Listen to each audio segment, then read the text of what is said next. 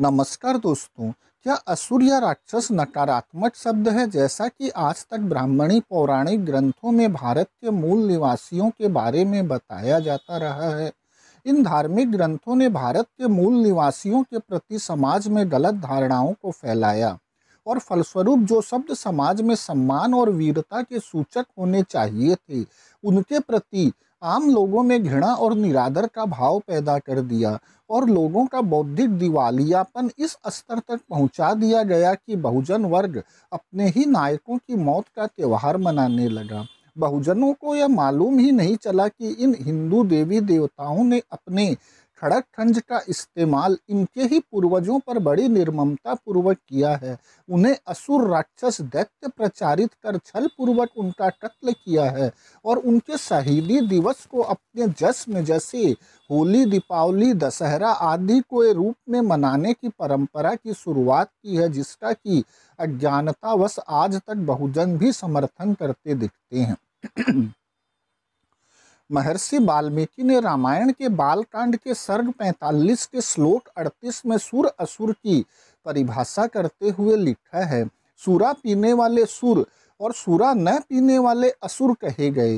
देवगण सूरा पीकर खुश और स्वस्थ रहते हैं।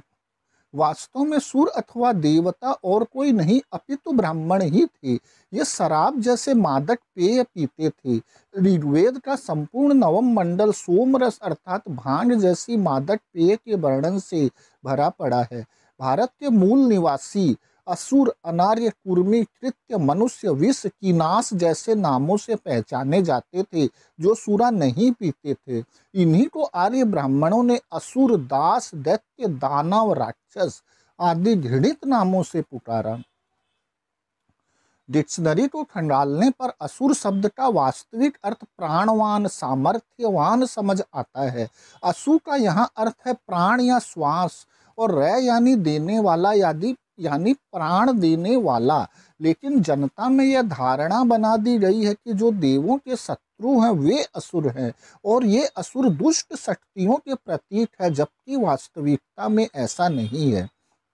देखिए कैसे इनके अपने ऋग्वेद में 105 बार असुर शब्द का उल्लेख आया है और कहीं भी उसे बुरे के अर्थ में प्रयोग नहीं किया गया है।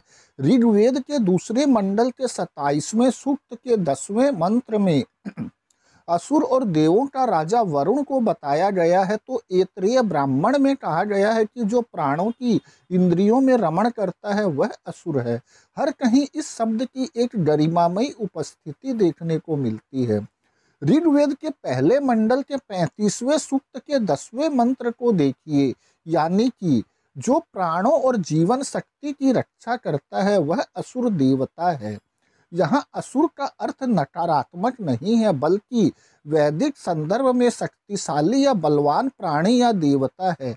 इंद्र को यहाँ शक्तिशाली के रूप में दिखाया गया है। असुर नामक जाति आज भी पश्चिम बंगाल की इन ट्राइबल जातियों में गिनी जा सकती है। आप लिस्ट देख सकते हैं। मंडल कमीशन की असम और त्रिपुरा की बैकवर्ड लिस्ट में असुर एक जाति के रूप में सूचीबद्ध है। बिहार में भी असुर नामक जाति पाई जाती है।